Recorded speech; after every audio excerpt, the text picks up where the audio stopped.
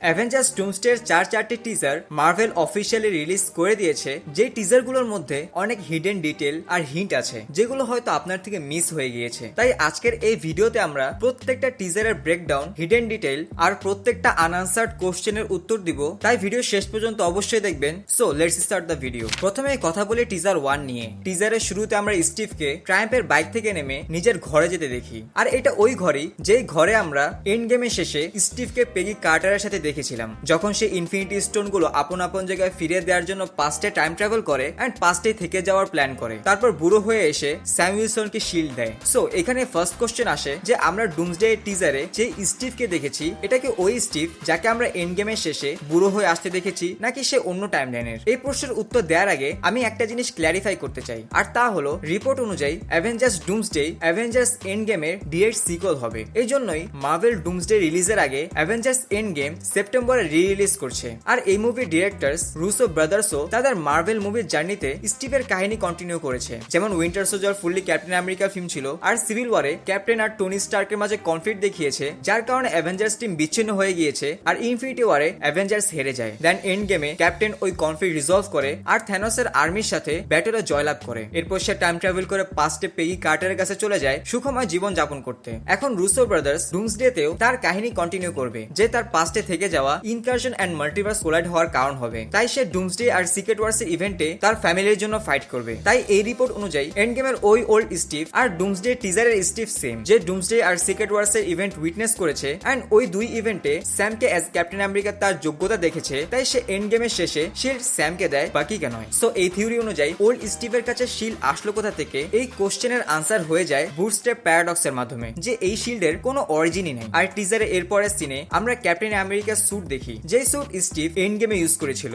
এরপরে আসে টিজারের most important scene, যেখানে আমরা স্টিভের কোলে একটা নিউবর্ন বেবি দেখি। এখন মার্ভেল কমিক বুকের মেইন টাইমলাইন 616 এ স্টিভ রজার্সের কোনো সন্তান নেই, কিন্তু অল্টারনেট টাইমলাইনে স্টিভের অনেকগুলো সন্তান আছে। আমি মনে করি এই বেবি কে এটা ইম্পর্টেন্ট না, আনটিল এন্ড আনলেস আমরা যদি এই থিওরিকে বিলিভেবল মনে না করি যে ওই বেবি ডক্টর ডুমি। বাট এটা অনেক ওয়াইল্ড থিওরি, তাই আমরা ওইদিকে যাব না। তবে আমার কাছে মনে হয় এই বাচ্চাই ইনকারশনের কারণ হবে, কেননা ফার্স্ট অফ অল এই বেবি এক্সিস্টই করার কথা না, কারণ স্টিভের পাস্টে গিয়ে পেগি কার্টারের সাথে থেকে যাওয়া এন্ড তার সাথে ফ্যামিলি বানানো, এটা সেকেন্ড টাইমলাইনকে এফেক্ট করেছে। এর জন্যই মেবি ডক্টর ডুম স্টিভের কাছে আসবে ওই বেবির এক্সিস্টেন্সকে মেটানোর এবং ইনকারশন থেকে আর্থকে বাঁচানোর জন্য। আবার অনেকে বলছে এই বেবি স্টিভের না, বরং অ্যাডপ্টেড। যেমন কমিকেও ইয়ান রজার্স নামে তার একটা অ্যাডপ্টেড ছেলে আছে, যার বায়োলজিক্যাল ফাদার হলো আর্মিন জোলা। আর এটা বিলিভেবল এই কারণে লাগে যে স্টিভ রজার্স একজন রেসপন্সিবল প্রিন্সিপালড পারসন হওয়া সত্ত্বেও এমন বেপরোয়ার মতো কাজ করবে, যেখানে তার টাইম ট্রাভেল করে পাস্টে থেকে যাওয়ার ডিসিশনটাই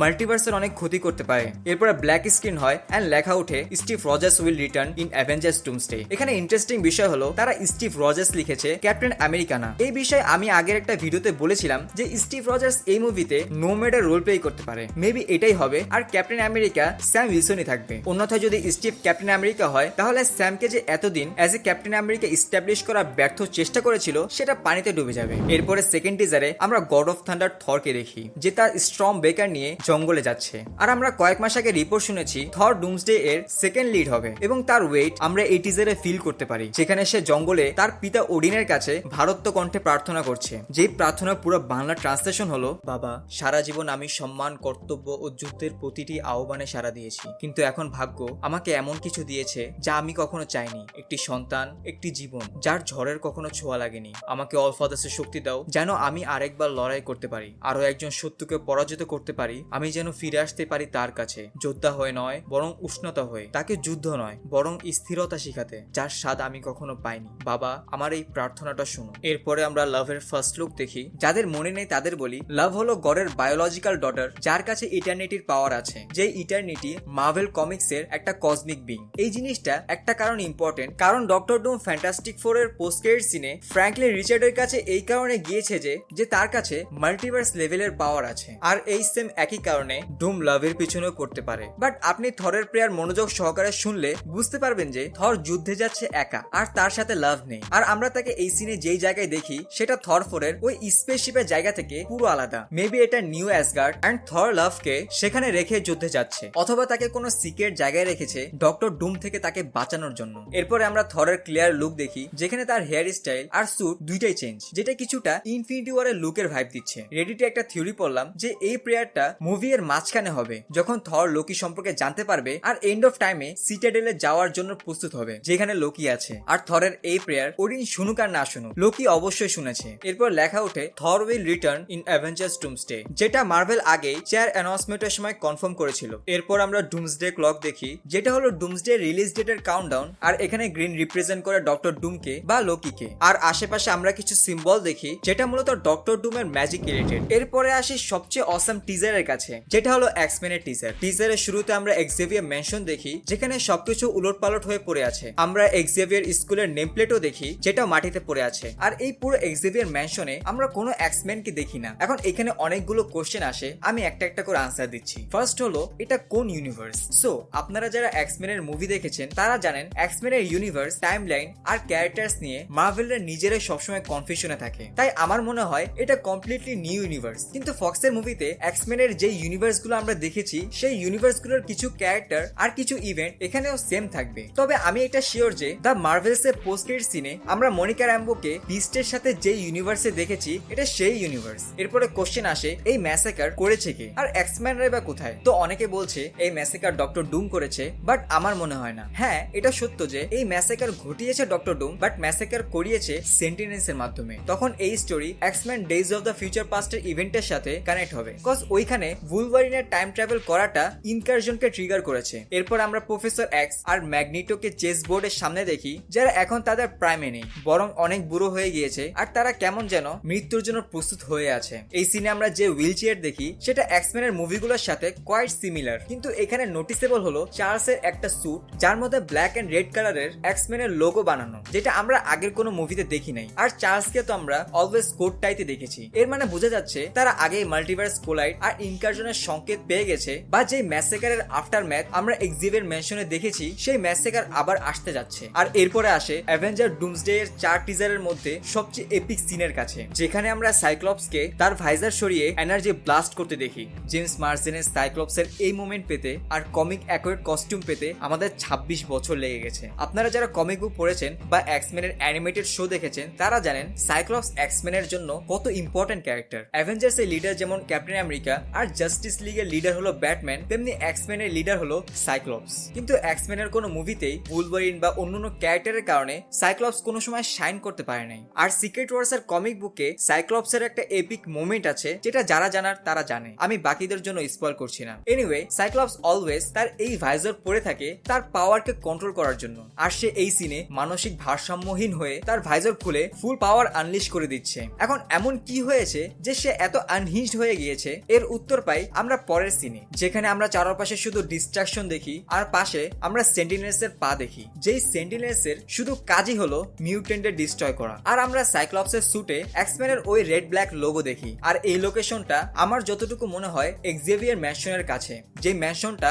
মেবি জেনোসার মধ্যে, যেটা এই সেন্টিনেলস ডিস্ট্রয় করে দিয়েছে। সাথে হয়তো অনেক এক্সম্যানকেও মেরে ফেলেছে, যার মধ্যে হয়তো জিন গ্রেও আছে। এই কারণে আমরা সাইক্লপসকে এত আনহিঞ্জ দেখি। আর এই জন্যই হয়তো আমরা অ্যাভেঞ্জার্স ডুমসডে এর কাস্ট অ্যানাউন্সমেন্টে শুধু কয়েকজন এক্সম্যানেরই নাম দেখি। আর এখানে আরো কিছু থিওরি আছে Spiderman brand new day সেডি Singh এর ক্যারেক্টার আর এই টিজার নিয়ে, যেটা আমরা সামনের একটা ভিডিওতে কথা বলবো। এরপরে ব্ল্যাক স্ক্রিন হয়ে লেখা উঠে the X-Men will return in Avengers Doomsday.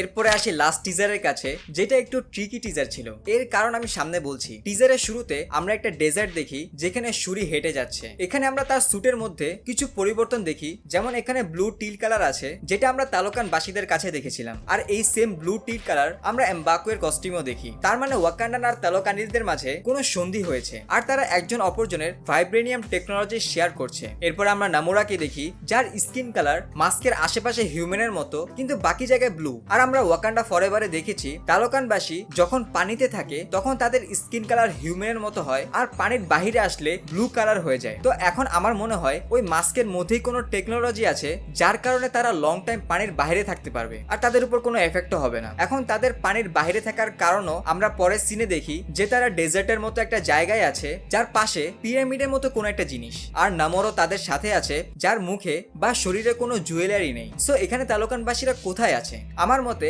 এটা আটলান্টিক মহাসাগরের তালোকানেই, কিন্তু তার পানি সব শুকিয়ে গিয়েছে। মেবি ইনকারশনের আগে আর্থে এনভায়রনমেন্ট পরিবর্তন হচ্ছে, তার সাইড এফেক্টের কারণেই পানি শুকিয়ে গিয়েছে, যার কারণে আমরা নামরকে অনেকে ডেসপারেট দেখি, কারণ এই পানি ছাড়া তার প্রজারা মারা যাবে। আর অনেকে বলছে এটা অন্য কোথাও, যেমন হতে পারে এটা ওই ডেজার্ট যেখানে ওয়াকান্ডা ফরএভারের শেষে নামোর আর শুরির ফাইট হয়, আর এখানে সে শুরি আর এমবাকো এর সাথে মিটিং করতে আসছে। আর টিজারে শুরি বলে যে কিংদের নিজস্ব একটা ডিউটি আছে আর আমারও ভিন্ন ডিউটি আছে। সো ওয়াকান্ডা ফরএভারের শেষে আমরা দেখেছিলাম যে শুরি ব্ল্যাক প্যান্থারের টাইটেল নেয় আর এমবাকো ওয়াকান্ডার কিং হয়। আর পরের সিনে আমরা এমবাকোকে বেন গ্রিমের কাছে কিং অফ ওয়াকান্ডা বলে নিজেকে ইন্ট্রোডিউস করতে দেখি। বেন গ্রিমকে আমরা ফ্যান্টাস্টিক ফোর ফার্স্ট স্টেপ মুভির মধ্যে দেখেছিলাম, আর থান্ডারবোল্টস এর পোস্ট ক্রেডিট সিনে আমরা ফ্যান্টাস্টিক ফোর এর শিপও দেখেছি। কিন্তু এই সিন যেখানে শুরি আর এমবাকো ডোরা মিলাজি ও বাকি ওয়াকান্ডানদের সাথে হেঁটে যায় আর বেন গ্রিমের সাথে দেখা করে, এই পুরো সিনটাই কেমন যেন অড। যেই কারণে আমি এই টিজারকে একটু ট্রিকি টিজার বলেছি, কারণ আমার কাছে মনে হয় এখানে শুরি, এমবাকো, নামোর আর বেন গ্রিম ছাড়াও আরো কিছু ক্যারেক্টার আছে যেটা মার্ভেল এই টিজারের মধ্যে খুব চালাকির সাথে হাইড করেছে। যেমন শুরির ফার্স্ট শটে খালি ডেজার্টের দিকে হেঁটে যাওয়া, এরপর নামোরের উপরের দিকে তাকানো, বেন গ্রিমের পাশে এতগুলো স্পেস খালি রাখা এটসেট্রা। টিজারে দেখা ডেজার্টের এই সিনগুলো শুট হয়েছে বাহরাইনে। আর ওই সময় আমরা একটা গ্রুপ ফটো দেখি যেখানে জো রুসো, নামোর, শুরি আর এমবাকোর অ্যাক্টর ছাড়াও স্যাম উইলসন, নিউ ফ্যালকন আর শ্যাংচিও আছে। আর থান্ডারবোল্টস এর পোস্ট ক্রেডিট সিনে নিউ অ্যাভেঞ্জার্স ফ্যান্টাস্টিক ফোরের শিপ দেখে হয়তো তার পিছে পিছে ওয়াকান্ডায় পৌঁছেছে। তাই এই ফটোতে আমরা ঘোস্টের অ্যাক্ট্রেসকেও দেখি, আর ইউএস এজেন্টও এখানে থাকার রিউমার আছে। আর বেন গ্রিম তো শিপে একা আসার কথা না, তাই তার সাথে মেবি সুজান স্ট্রম বা হিউম্যান টর্চও এসেছে, যে থিওরি নিয়ে আমি আগের এক ভিডিওতে কথা বলেছি। আর নামোরের টাইম রানস আউট আর সিক্রেট ওয়ার্সে অনেক বড় রোল আছে, আর সুজানের সাথেও কমিক বুকে তার একটা হিস্টোরি আছে। সো এখানে আরেকটা কোশ্চেন আসে, ফ্যান্টাস্টিক ফোর ওয়াকান্ডায় কেন এসেছে? তার উত্তর অবভিয়াস যে ওয়াকান্ডানদের কাছে যে অ্যাডভান্স টেকনোলজি আছে এটা পৃথিবীতে আর কারো কাছে নেই। বা আরেকটা থিওরি আছে